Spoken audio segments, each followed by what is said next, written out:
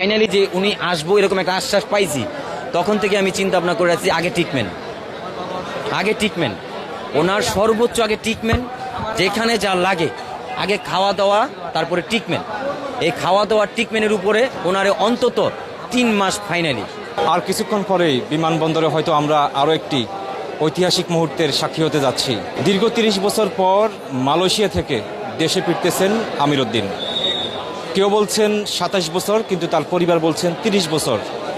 যিনি মালয়েশিয়া যাওয়ার পরে আর কখনো বাংলাদেশে আসেননি এবং মালয়েশিয়া যাওয়ার 3 বছর পর থেকে তিনি নিখোঁজ হয়ে যান। সেই সময়টা সামাজিক যোগাযোগ মাধ্যম না থাকার কারণে তার পরিবার কোনোভাবেই এই আমির উদ্দিনের আর সন্ধান পাননি।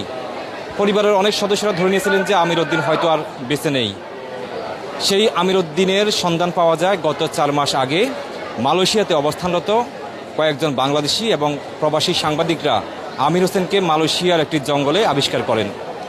এরপর আমির হোসেনের সাথে কিছু কথা বলে তার পরিবারের কিছু অসম্পূর্ণ তথ্য তারা সংগ্রহ করেন।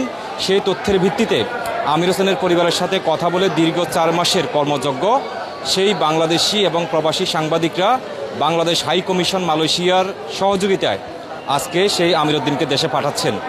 আমরা যেমনটা দেখেছি বিমানবন্দরে, মালয়েশিয়া বিমানবন্দরের আমির উদ্দিনের একটা ভিডিও আমরা দেখেছি, যিনি হুইল চেয়ারে করে দেশে আসতেছেন। তিনি আসলে তার পরিবারের অনেক সদস্যদেরকে চিনতে পারতেছেন না। তিনি যখন তার পরিবারের সদস্যদের সাথে কথা বলেছিলেন, তিনি বলেছেন যে তার একটি সন্তান, কিন্তু আমরা জেনেছি তার 4 সন্তান। আসলে তিনি অনেক কিছুই ভুলে গেছেন। বিমানবন্দরে আমির উদ্দিনকে নেওয়ার জন্য এসেছেন তার 2 ছেলে সহ পরিবার আরও বেশ কয়েকজন। আমরা তাদের কয়েকজনের সাথে কথা বলেছিলাম। তারা যেটি বলছেন যে তারা ধরে নিয়েছিলেন যে আমির উদ্দিন আর নেই, তারা তাকে আর কখনো খুঁজে পাবেন এমনটা ভাবেননি। আমরা এখানে কথা বলেছিলাম আমির উদ্দিনের একজন নাতির সাথে। সেই নাতিকে তার দাদি বলতো তার দাদা আর বেঁচে নেই।